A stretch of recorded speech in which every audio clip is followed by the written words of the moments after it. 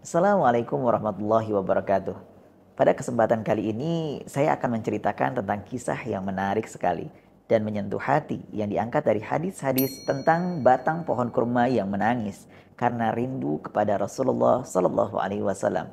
Di suatu masa yang diberkahi di kota Madinah yang menjadi pusat cahaya Islam, setiap hari Jumat adalah momen yang paling ditunggu para sahabat.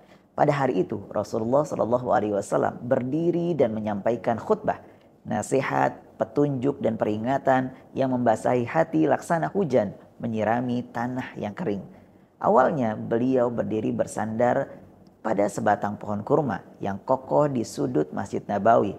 Pohon itu menjadi saksi bisu setiap untaian kalimat penuh hikmah yang keluar dari lisannya Rasulullah Shallallahu Alaihi Wasallam.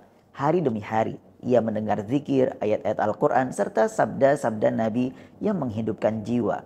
Namun kemudian para sahabat membuatkan mimbar untuk Rasulullah Shallallahu Alaihi Wasallam agar khutbah bisa lebih terdengar dan tampak jelas oleh jamaah yang semakin banyak.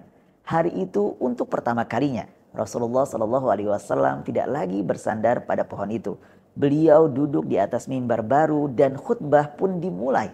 Tiba-tiba terdengarlah suara aneh di dalam masjid.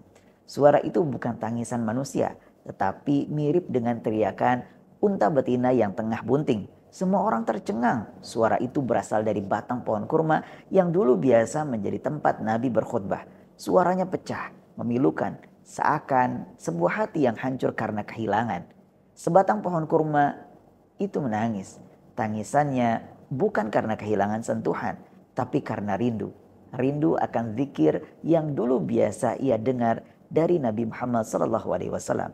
Dalam riwayat lain dikisahkan bahwa pohon itu mengerang seperti tangisan anak kecil yang kehilangan ibunya. Melihat itu, Rasulullah Shallallahu Alaihi Wasallam turun dari mimbarnya. Beliau mendekati batang pohon itu lalu meletakkan tangannya yang penuh dengan kasih sayang padanya. Beliau memeluknya, menenangkannya, mengusapnya dengan kelembutan seorang nabi yang memahami rindu makhluk kepada zikirnya.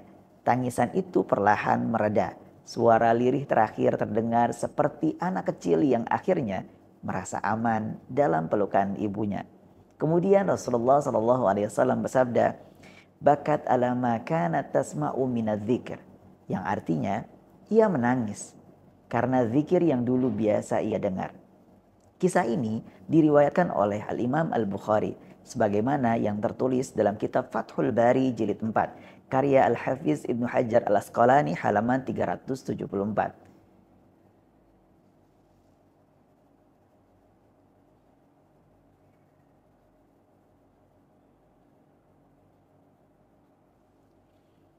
Ada perkataan yang menarik dan bagus dari Al-Hasan Al-Basri ketika menyebutkan hadis rintihan pohon kurma ini.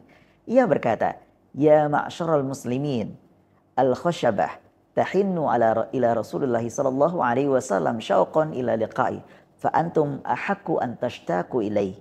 Artinya, wahai kaum muslimin, batang kurma saja bisa merintih karena rindu bertemu Rasulullah sallallahu alaihi wasallam. Kalian atau kita semuanya harusnya lebih berhak rindu pada Rasulullah sallallahu alaihi wasallam. Semoga cerita ini bermanfaat untuk kita semuanya dan barakallahu fikum.